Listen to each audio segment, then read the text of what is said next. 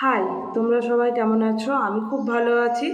আজ আমার জন্মদিন। আমি জন্মদিনের স্পেশাল দিন আমি কি করলাম সেটাই আমি দেখাবো। আজ আমার ঘরটা একটু খুব নোংরা ছিল, তো আমি ঘরটা একটু নিজের মতন করে গুছিয়ে নিলাম। এবং আজ আমি গিয়েছিলাম দুটো মন্দির। একটা হচ্ছে যে জোড়া মন্দির, যেটা বর্ধমানের স্টেশন থেকে পাঞ্জাবি ঢলদিঘি পেট্রোল পাম্পের অপোজিট সাইডে অবস্থিত। আর একটা হচ্ছে রথতলা কাঞ্চননগর, যেটা রাধা মাধবের মন্দির। আর সেদিন আমি আমার ঘরটা একটু সুন্দর করে, মানে আমি যেই ঘরটায় আপাতত রেন্টে থাকি সেই ঘরটায় ছোট করে একটু গুছিয়েছিলাম আর কি। প্রচণ্ড টায়ার্ড হয়ে গিয়েছিলাম আর খুব এক্সাইটেড ছিলাম যে আজ আমার জন্মদিন, আমি কি করব।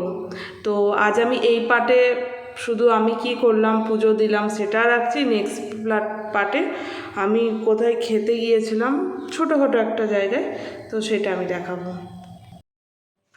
এখানে মানে খুব সুন্দর করে আমি গুছিয়ে অনেক কথা বলেছিলাম, বাট আমি তো বক্স বাজিয়েছিলাম, গান চলছিল, তো আমার তো কপিরাইট চলে আসবে। তো ওই জন্য সমস্ত ভয়েস ওভারগুলোকে স্কিপ করে দিয়ে আমি নিজের ভয়েস ওভার দিচ্ছি, অরিজিনাল ভয়েস ওভার।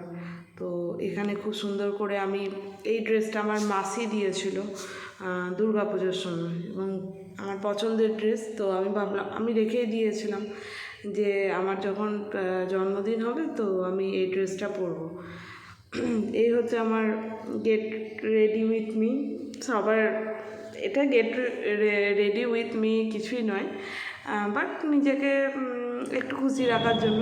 তো এটা হচ্ছে জোড়া মন্দির, আর এটা হচ্ছে যে পুরো জোড়া মন্দিরের ভেতরটা, মানে এটাকে জোড়া মন্দিরই বলা হয়। এখানে তিনটে ঠাকুর আছে, একটা বজরংবলী আছে, একটা জগদ্ধাত্রী বলে, জগদ্ধাত্রী ঠাকুর, জগদ্ধাত্রী মানে মা দুর্গার একটা রূপ যেটা।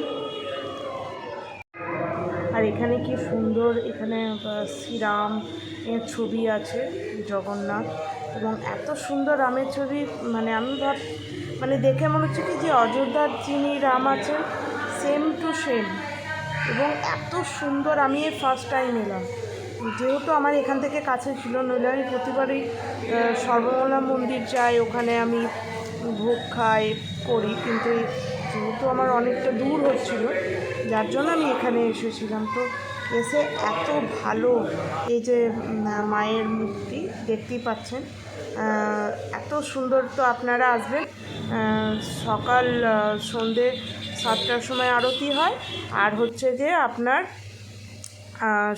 সকাল 6টার সময়। আর এইটা হচ্ছে যে আমার জন্মদিন ছিল, আমি তার জন্য মালা নিয়েছিলাম ঠাকুরকে দেবো বলে। এটা হচ্ছে যে রাধা মাধবের মন্দিরে এই যে ঠাকুরকে মালাটা দিলাম। তো মালাটা আমার সেদিন পরাইনি, কারণ আমার অনেকটা লেট হয়েছিল যেতে। তো নেক্সট দিন মালাটা পরিয়েছিল, কারণ নেক্সট দিন ঠাকুরের মানে 24 প্রহর ছিল ওখানে। তো বললো যে বাসি মালা যদি তখন পরানো হয় তো সঙ্গে সঙ্গে খুলে দিতে হবে, তো ওটা বাসি হয়ে যাবে। তো এই ছিল। আর এই মানে আমাকে অনেক আপনারা আশীর্বাদ করবেন, আমি যেন অনেক ভালো হতে পারি, আমি যেন সুস্থ থাকতে পারি, এবং আপনারা জানাবেন যে আমার ব্লগ কেমন লাগছে, কমেন্ট করবেন এবং আমাকে মোটিভেশন দেবেন যে আমি কেমন করছি না করছি। আর বাই, আর দেখা হচ্ছে নেক্সট ভিডিওতে। আমি আস্তে আস্তে ছোট ছোট ভিডিও দেওয়ার চেষ্টা করব। আর আপনারাও ভালো থাকবেন, সুস্থ থাকবেন। বাই।